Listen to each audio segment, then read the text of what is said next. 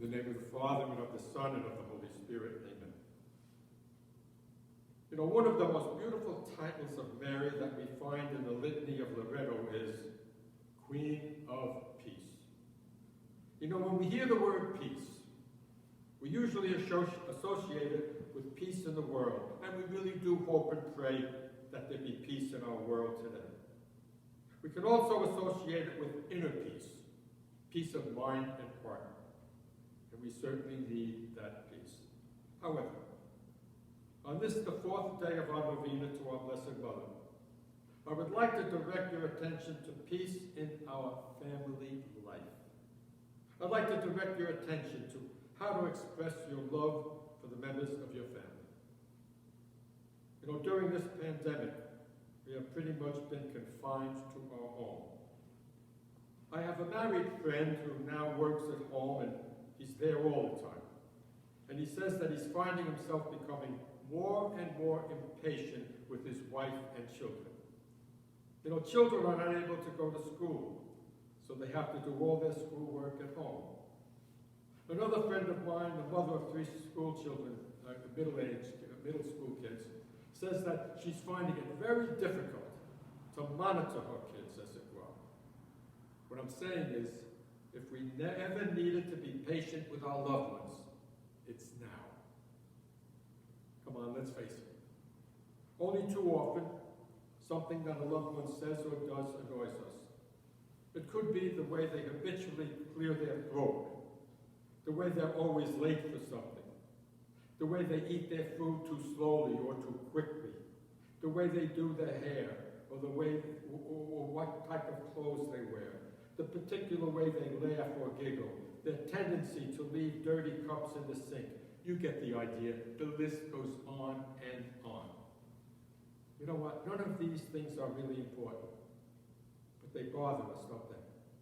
What we have to do is to practice the virtue of patience and to be able to put up with them all.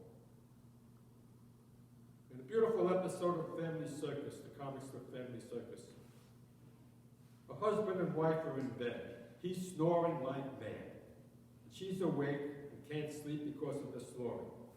And now she has mental images of a construction worker with a hydraulic drill, or bowling balls striking the pins. She puts a pillow over her head, but still can't sleep. And the next morning, she's having breakfast with an elderly woman who lives next door. And she says, "Bill's snoring is driving me up the wall." And the neighbor says, "My Al's snoring kept me awake for years. But how I missed that sound since he died." In the last frame, the husband and wife are again in bed, and the husband is snoring again. But this time, the wife is lying there with a pleasant smile on her face. This time, she has a mental image of musical notes.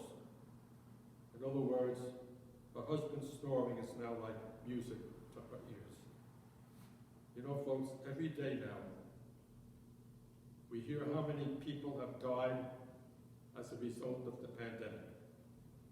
It's a good reason to put up with loved ones whose little idiosyncrasies and so-called faults. We are reminded that we will not always have a loved one with us. I think this is one of the greatest reasons we have for putting up with the idiosyncrasies and trying to be patient with them. A man once told me that he used to get upset because his wife talked too much.